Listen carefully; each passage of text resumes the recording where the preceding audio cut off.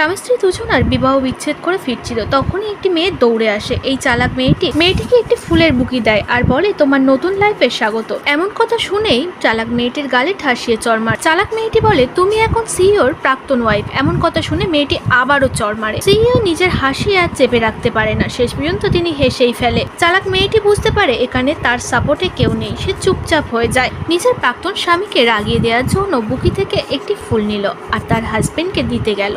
যখন তার হাজবেন্ড হাত বাড়িয়ে ফুলটি নিতে চাইল, তখনই মেয়েটি ইচ্ছা করে ফেলে দিল।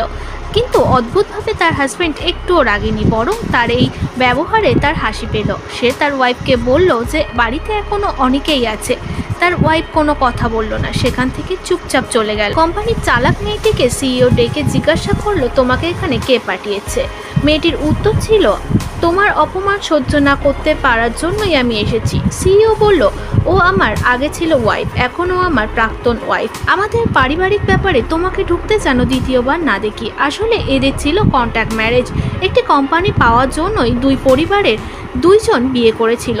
বিয়ের পর থেকেই তাদের মধ্যে ঝামেলা লেগে থাকতো। অবশেষে কন্ট্যাক্ট ম্যারেজ শেষ হতেই দুজনকে ডিভোর্স দিয়ে দেয়। কিন্তু তার ওয়াইফের অপমান সিইও কারোর মুখ থেকেই শুনতো না। ডিভোর্স দিয়ে সিইওর ওয়াইফ সেই কোম্পানির সাথে যোগাযোগ করে, আর যার 20% শেয়ার পাওয়ার কথা ছিল দুই পরিবারে, সেই কোম্পানির সঙ্গে সিইওর ওয়াইফ মিটিং করে আর পুরো কন্ট্রাক্টটাই নিজের হাতে নিয়ে নেয়। সব থেকে ধনী বিজনেসম্যান হয়ে যায় সিইওর ওয়াইফ। এই নিউজটা শুনেই রাগে গোমড়াচ্ছিল সিইও। সেদিনই ছিল সিইওর ওয়াইফের বার্থডে। একে একে সিংহ, হরিণ, নানান ছদ্মবেশে মানুষগুলো এসে সিইওর ওয়াইফকে সারপ্রাইজ করছিল। সে তার ম্যানেজারকে জিজ্ঞাসা করে, এটা কি তুমি করেছো? সে এক কথায় জানিয়ে দেয়, না, এটা আমার কাণ্ড না।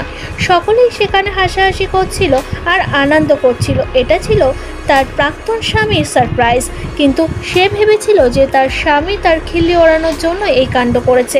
রাত হতেই তার বাড়িতে লুকিয়েছিল। সিইও ঢুকতেই তাকে পেছন থেকে অ্যাটাক করার চেষ্টা করে, কিন্তু সেও সবটা জানতো যে তার ওয়াইফ এতটা তাড়াতাড়ি ছেড়ে দেবে না।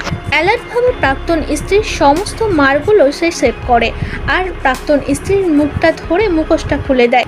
তাদের কি সম্পর্ক সুন্দরভাবে জোড়া লাগবে নাকি এখানেই ভেঙে যাবে?